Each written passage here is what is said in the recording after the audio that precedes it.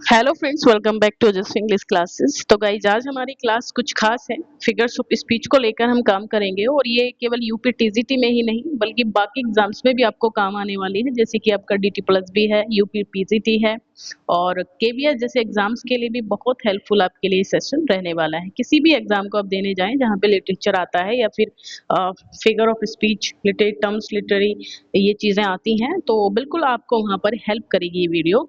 तो बने रहिए मेरे साथ, लाइक शेयर कीजिएगा ज़्यादा से ज़्यादा वीडियो को और सब्सक्राइब कर लीजिएगा पहली बार आए हैं चैनल पे, क्योंकि बहुत ही खास चीज़ें आपको यहाँ पर मिल रही हैं, आपके एग्जाम के लिए बहुत बेनिफिशियल है।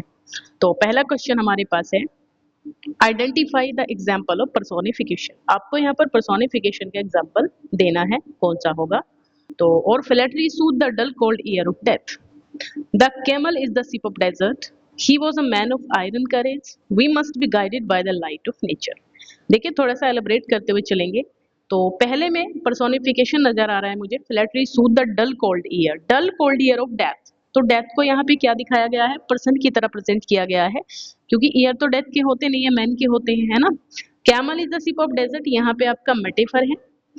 He was a man of iron, ये भी आपका मेटेफर है। We must be guided the light of nature, है ना, लाइट ऑफ नेचर, तो ये भी आपका मेटेफर ही लग रहा है मुझे। चलिए, विच of the following sentences has the figure of speech called apostrophe. इनमें से कौन सा सेंटेंस है जिसमें अपोस्ट्रोफी फिगर ऑफ स्पीच आपको नजर आती है। Man is the measure of all things, तो मैन को मेजर बताया गया है, यहाँ तो सीधा का सीधा आपका मेटेफर है। Patriotism, what horrors are done in your name, यहाँ ये बी जो आपका ऑप्शन है ये आपका पर्सोनिफिकेशन है, सॉरी अपोस्ट्रोफी है गाइस, अपोस्ट्रोफी पूछा जा रहा है इसमें। तो पैट्रियटिज्म को यहाँ मतलब संबोधित किया जा रहा है directly. My love is a red rose, यहाँ पे देखिए ये भी आपका मेटेफर है। All that glitters is not gold, तो ये भी आपका ठीक है। Which of the following words is onomatopoeic, देखिए ओनोमेटोपिया क्या होता है, जिसमें आपको कोई वॉइस आती है, साउंड, साउंड वाले वर्ड जहां पर भी आपको नजर आ जाए यही इसकी पहचान होती है। तो कैरी तो कोई साउंड वाला वर्ड नहीं है, बियर भी नहीं है, फियर भी नहीं है, जो बग वर्ड है आपका ये आपका बिल्कुल ओनोमेटोपोइक हो जाएगा। The statement namely happiness is but an occasional episode, तो देखिए यहाँ पे कौन सा आपका रहने वाला है figure of speech. Happiness is but an, happiness को क्या कहा है, हैप्पीनेस को यहाँ इन्होंने बोला है ओकेजनल एपिसोड, तो ये आपका मेटेफर बन रहा है, कोई दिक्कत इसमें नहीं है, मेटेफर आपका आंसर होगा।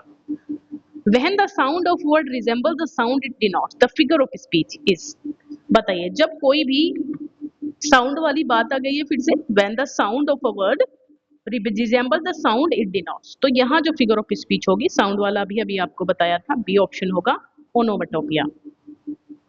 The repetition of vowel sounds in a sequence of nearby words is called, तो repetition of vowel sound, vowel sound के रिपीट, देखिए एलिट्रेशन जहाँ पे कोई भी लेटर की बार बार से रिपीटेशन होता है, तो यहाँ दो प्रकार के एलिट्रेशन आते हैं, कॉन्सोनेंस और एजोनेंस। तो देखिए यहाँ एजोनेंस होगा, अगर वाउल साउंड रिपीट हो रही है तो एजोनेंस की बात हो रही है। What is the name of an implied simile, implied simile को क्या कहा जाता है, तो मेटेफर जो है दूसरा नाम है इम्प्लाइड सिमली का। What is the direct address to the dead, किसी भी डेड पर्सन को जब डायरेक्ट एड्रेस किया जाता है तो वहां कौन सी फिगर ऑफ स्पीच होती है, तो ये आपका क्या रहेगा, apostrophe. What is the figure of speech when the real meaning is exactly the opposite, समझिए इस बात को, जब रियल मीनिंग बिल्कुल अपोजिट होता है, which is express by the words naturally, मतलब जो वर्ड्स नेचुरली दिखा रहे हैं वो उसका मीनिंग ना होकर के उसके अपोजिट होता है। जैसे मैं कह दूं कि ही वह बुरा आदमी नहीं है, इट मीन्स वह अच्छा आदमी है, ये समझ रहे हैं आप बात, ठीक है। तो यहाँ आपका बनेगा भाई आयरनी, क्या हो जाएगा, आयरनी हो जाएगा, जहां कही हुई बातों में, वो तो लाइटोटीज होता है इस तरीके से, तो लेकिन जहां कही हुई बातों में बिल्कुल अपोजिट मीनिंग आपको समझ में आ रहा है तो ये आपका आयरनी हो जाता है, करेक्ट। तो जैसे आयरनी का अगर एग्जाम्पल हम देखें तो यहाँ एक एग्जाम्पल बन सकता है, yet Brutus says he was ambitious and Brutus is an honourable man, है ना, yet Brutus says he was ambitious and Brutus is an honorable man. What figure of speech has been used in the following line? All the perfumes of Arabia, देखिए बढ़ा चढ़ा के बात को जहां पर बोला जा रहा है, मतलब all परफ्यूम जो अरेबिया के हैं इस लिटिल हैंड को वो भी स्वीटन नहीं कर सकते, तो यहाँ जो बात हो रही है वो हो रही है हाइपरबोली की। Periphrasis which is roundabout way of speech और writing is also known as. देखिए पैरीफ्रेजिस होता है जहां पे एक ही बात को थोड़ा घुमा के बताया जाए, डायरेक्टली ना बोल करके उसको थोड़ा घुमा फिरा के आपके सामने प्रेजेंट किया जा रहा है, तो इस मेथड को हम सर्कमलोकेशन भी कहते हैं।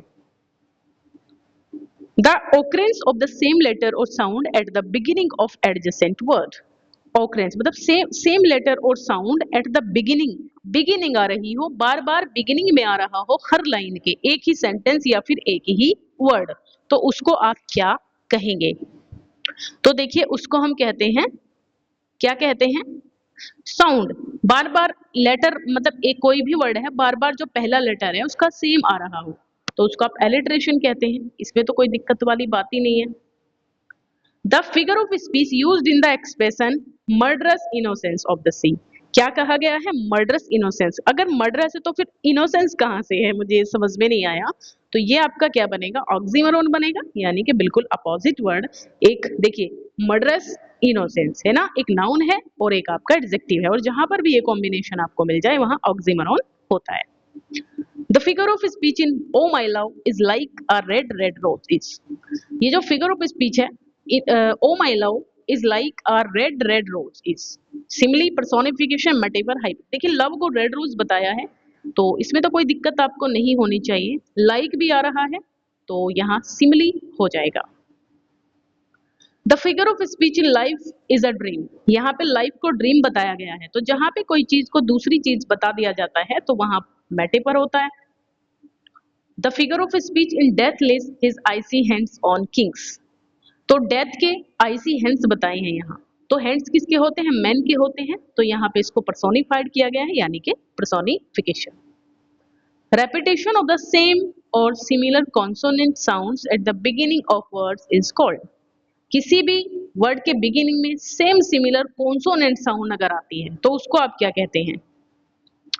तो या तो कॉन्सोनेंस कह सकते हैं। अब कॉन्सोनेंस आपको इसमें मिल नहीं रहा है ना, तो क्या कहेंगे आप? इसको एलिट्रेशन ही कह देंगे, है ना, एलिट्रेशन कह सकते हैं, फिर बी हो जाएगा।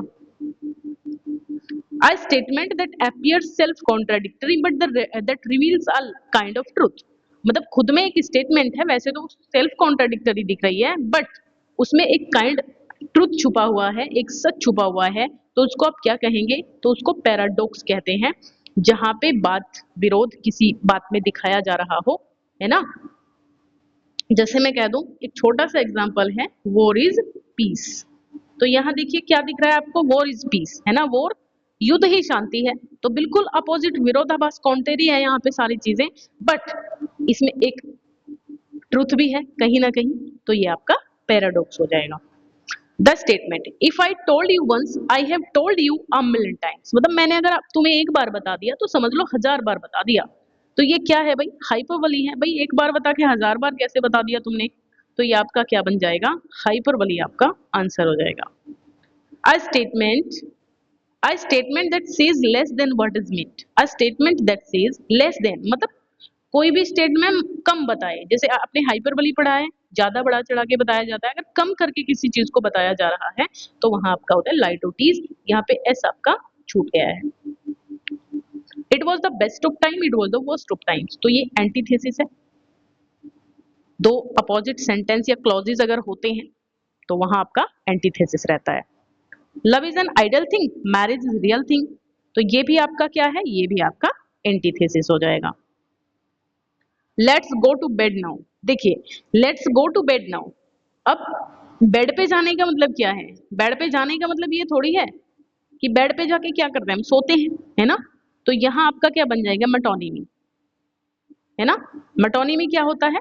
मेटोनिमी में आपको बता दूं कि किसी भी चीज को दूसरी चीज से जो उससे क्लोजली रिलेटेड हो, है ना, ये एक सब्सटीट्यूशन होता है।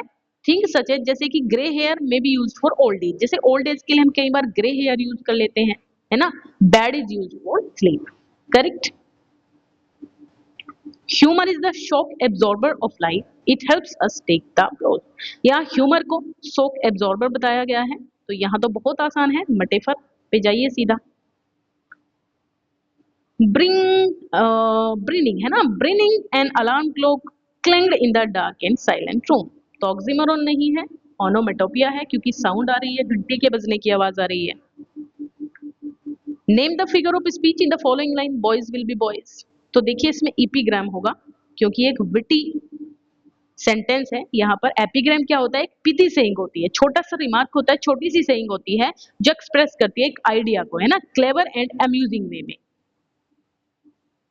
Name the figure of speech, the more haste the less speed. तो यहाँ देखिए दो ही हमें एग्जाम्पल, मतलब दो ही ऑप्शन दिए हैं, तो मैं बता दूं आपको इसमें आपका क्या रहेगा, the more haste the less speed.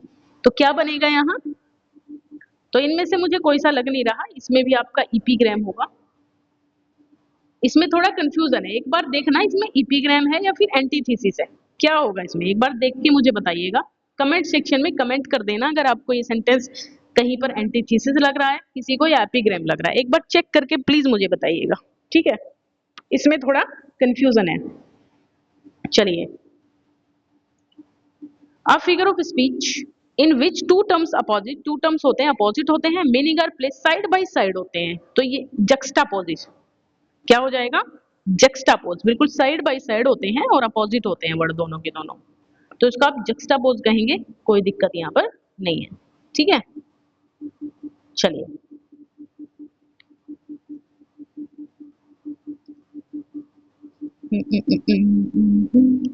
Okay, the figure of speech in which we ascribe intelligence and personality to intimate things in non age, बताइए इसमें the figure of speech in which, ठीक है, जिसमें हम एस्क्राइब करते हैं intelligence को या फिर पर्सनालिटी को, तो क्या होता है यहाँ पे,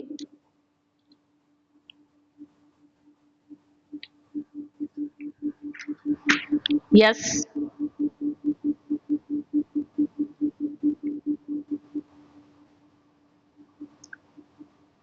तो यहाँ ऑप्शन हमारे पास है भाई मेटाफर है, तो पर्सोनिफिकेशन है ना, intelligence ascribe intelligence and personality to intimate things, तो यहाँ पर्सोनिफिकेशन है, कोई दिक्कत नहीं है उसमें।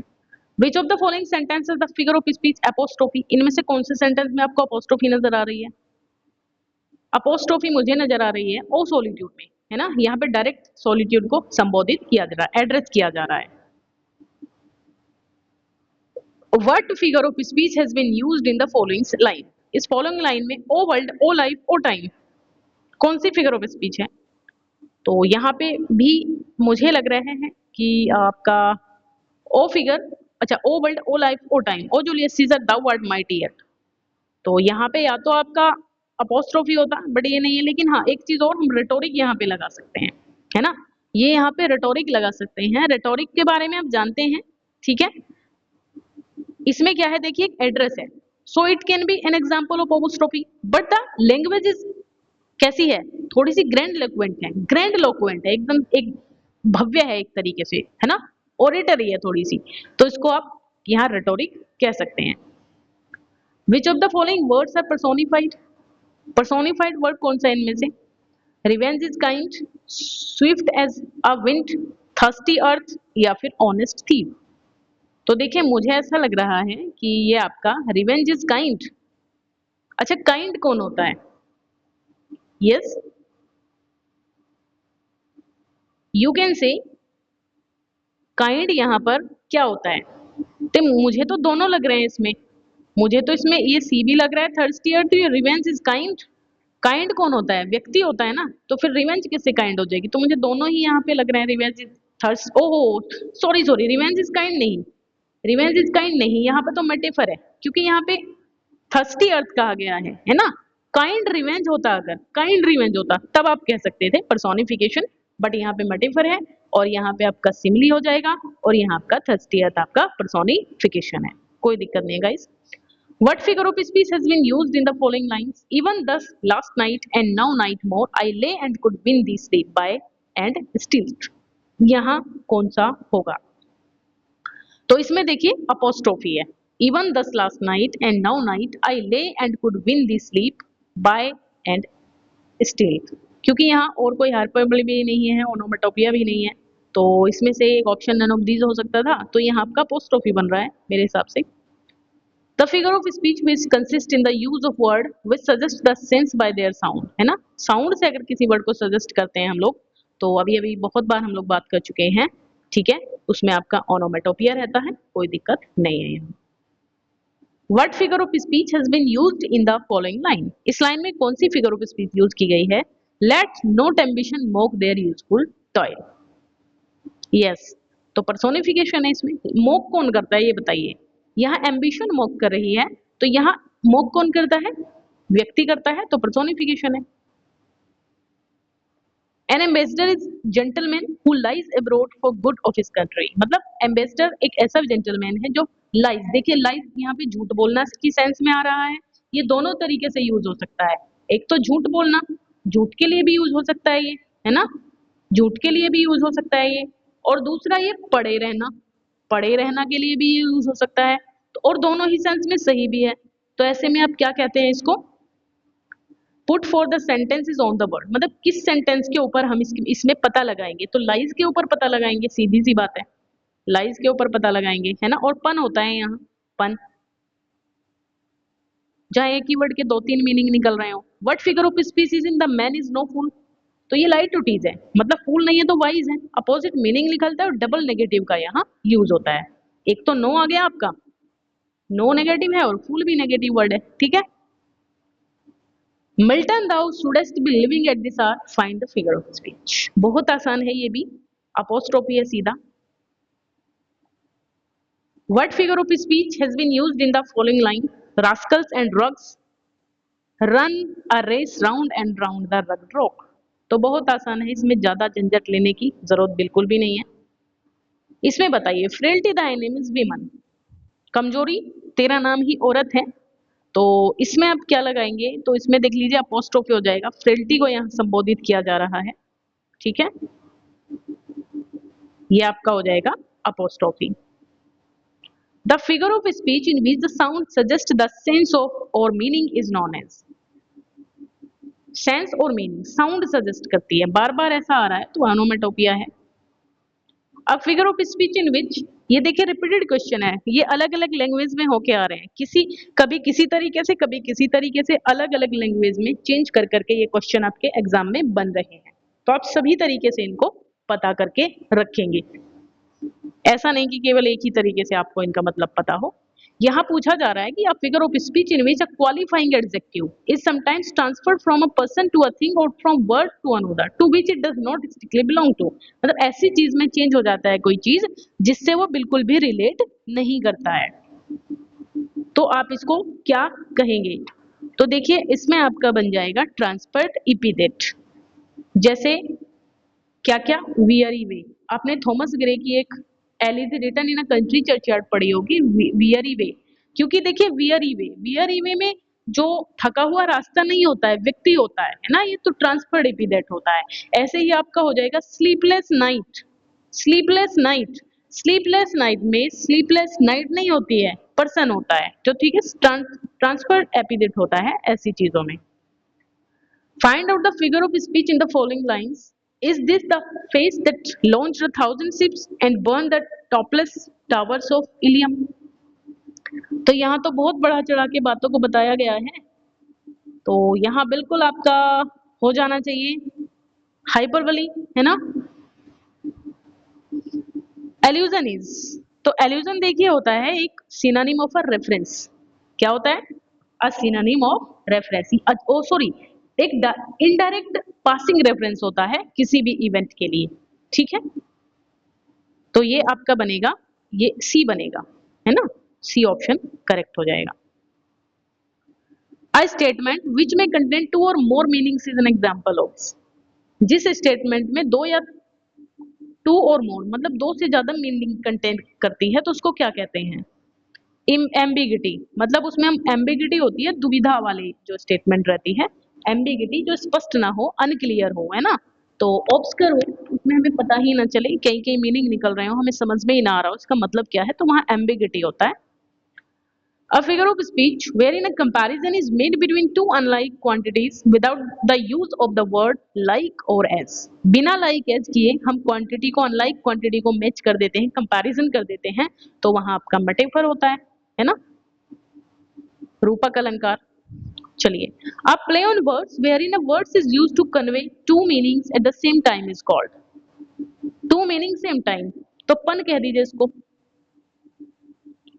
Point out the figure of speech in the following line, तो इसमें figure of O world O time O life O time, तो अभी अभी हमने पहले भी एक पढ़ा था ऐसा, और उसमें हमने बात करी थी अपोस्ट्रोफी, वहां पे हमने रेटोरिक लगाया था, क्योंकि वहां अपोस्ट्रोफी नहीं दिया था, रेटोरिक दिया था, तो रेटोरिक लगा लिया। अभी यहाँ पर अपोस्ट्रोफी है तो हम अपोस्ट्रोफी का यूज कर सकते हैं। The camel is the ship of desert, ये तो जाना माना एग्जाम्पल है मेटाफर का। Choose the correct figure of speech in the following sentence, the quality of mercy is not strained, it dropped as the gentle rain from heaven. As आ रहा है, as आ रहा है, तो इसमें हम क्या करना पड़ेगा हमें, बिल्कुल यहाँ हमारा डी ऑप्शन होगा, यानी कि सिमली, एज लाइक अगर आया हुआ है तो सिमली पे आप जा सकते हैं। Like a patient etherised upon a table, एक पेशेंट की तरह etherised upon the table, table पर पड़े हुए, तो लाइक आया हुआ है, फिर से लाइक है तो सिमली है। Which of the following is correctly matched, कौन सा जो है वो सही तरीके से मैच्ड है। इसमें मैच, ये तो समझ में ही नहीं आया कैसे हो गया, ये शायद गलत लिख गए यहाँ पर, ओके ये गलत आ गए हैं। चलिए इसको क्वेश्चन को अब छोड़ दीजिए, क्योंकि पता ही नहीं चल रहा मैचिंग किससे करनी है। पन इज, पन क्या होता है, अपोजिट वर्ड है, अ प्ले ऑन वर्ड्स, तो आप प्ले ऑन वर्ड्स होता है pun. Alliteration may be defined as, alliteration को डिफाइन किया जा सकता है किस तरीके से, a repetition of speech sound in a sequence of words, तो यही हो जाएगा सी। He resembles the animal that browses on thistles, the above is an example of, he resembles the animal that browses on thistles। दरवाजा बंद कर, नीचे जा, अभी नहीं करा सकते।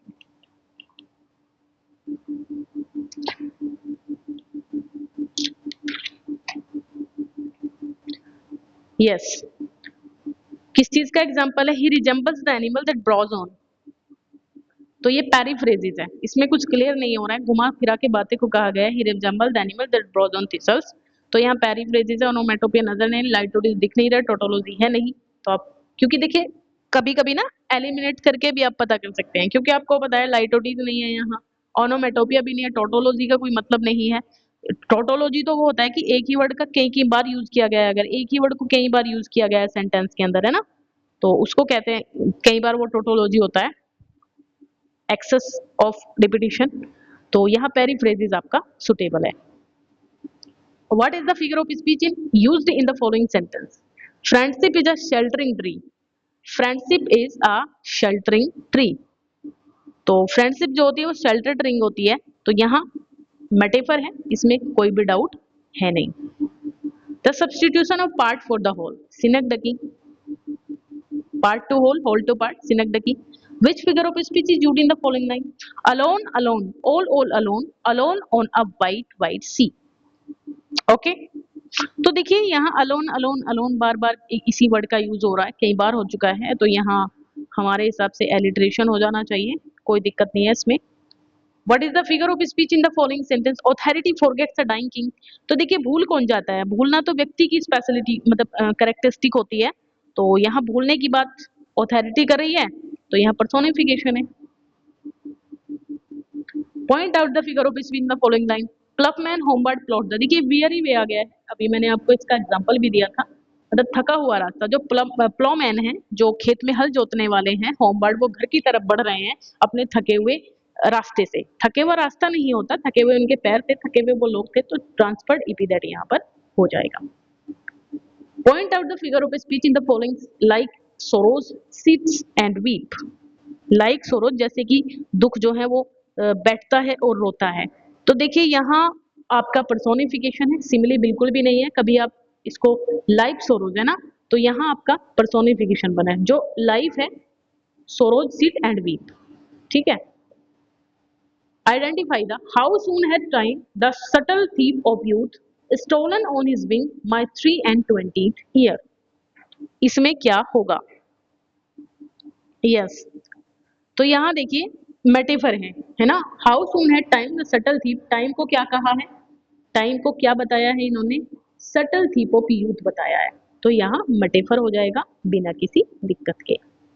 Point out the figure of speech, yonder comes the powerful king of day rejoicing in the east, yonder comes the powerful king of a day rejoicing in the east, क्या बनेगा इसमें, तो इसमें आपका पर्सोनिफिकेशन बन रहा है। यंडर कम्स, यंडर आता है, तो ये कोई व्यक्ति नहीं है, ठीक है। Yonder is not a person, ठीक है। चलिए, और पर्सोनिफिकेशन आप जानते हैं is the use of human attributes to describe animal, things और आइडियाज, ठीक है। तो यहाँ आपका पर्सोनिफिकेशन है। लाइटोडिज मीन्स, लाइटोडिज का क्या मतलब हो जाएगा, तो ये होता है आपका कॉन्क्रीट आयरनी, मतलब विरोध रहता है इसमें, नेगेटिव आंसर निकलता है क्वेश्चन का। जैसे मैं कह दूं ही वॉज नॉट अ फूल, तो फूल नहीं है तो वो क्या है, वाइज है, अपोजिट वर्ड निकल के आएगा आपका। This sea that bears her bosom to the moon, अच्छा बॉजम किसके होते हैं, बॉजम आप अच्छे से जानते हैं कि पर्सन के ही होते हैं, है ना, वुमन के। तो यहाँ पर बॉजम किसके लिए यूज किया जा रहा है, सी के लिए, है ना। तो इसमें आपका क्या बन जाएगा, पर्सोनिफिकेशन हो जाएगा इसमें भी, है ना। ये वर्ड्सवर्थ की एक पोयम का है, I think the world is too much with us, तो यहाँ आपका पर्सोनिफिकेशन बन रहा है। Find out the figure of speech in the following line, the waves thundered on the shore, the waves thundered on the shore, देखिए thunder आया है, आवाज आ गई है, वॉइस आ गई है, साउंड आ गई है, तो यहाँ आपका बनेगा, अच्छा एक second, that waves thunder on the shore है ना, एक सेकेंड मुझे दीजिए आप, ओनोमेटोपिया होना चाहिए इसमें, है ना, थंडर ऑन द शोर, ठीक है। इसको आप लोग देखना एक बार ओनोमेटोपिया, वैसे इसका मेटेफर भी दिया जा रहा है आंसर, थोड़ा कंफ्यूजन है यहाँ, तो आप इसको देख लेना एक बार, है ना। O fame I ever took delight in the praises, the figure of speeches, O fame I ever took delight in the praises, तो इसमें क्या, ओ फेम, यहाँ तो सीधा पोस्ट ऑफ ही है। वाई देन ओ ब्रोलिंग ओ लविंग हेट, इसमें क्या होगा, तो आसान है ये भी, है ना। देखिए एक तरफ तो कहा गया है लविंग हेट, तो ये पकड़िए इन वर्ड को, लविंग और हेट, लविंग हेट एक जगह कैसे आ जाएगा, एडजेक्टिव है, एक नाउन है, तो यहाँ ऑक्सीमोरन बन रहा है ना। चलिए, he is too fond of red tape, he is too fond of red tape, तो देखिए too fond of red tape, यहाँ रेड टेप का मतलब किससे है, लाल फीता शाही से है, तो वो उसका शौकीन है, तो यहाँ मेटोनिमी है, उससे रिलेटेड वर्ड से, है ना, रिलेटेड वर्ड से बनाया गया है, तो मेटोनिमी आपका आंसर हो जाएगा।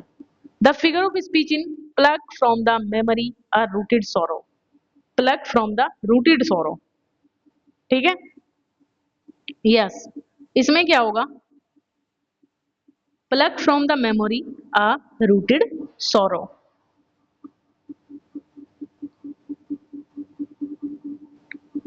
ओवर स्टेटमेंट है ना, ग्रेट इंप्रेसिव बनाने के लिए, pluck from the memory a rooted sorrow, तो आई होप, यस, हाइपरबोली लगा सकते हैं, और तो मुझे कुछ लग नहीं रहा इसमें, yes, the holy time is quiet as a nun, the holy time is quiet as a nun, as आया है, तो क्या सिमली लगा सकते हैं आप, बिल्कुल लगा सकते हैं, है ना। Point out the figure of speech in the following, to err is human, to forgive divine, तो इसमें तो एंटीथीसिस है, कोई डाउट नहीं है ना।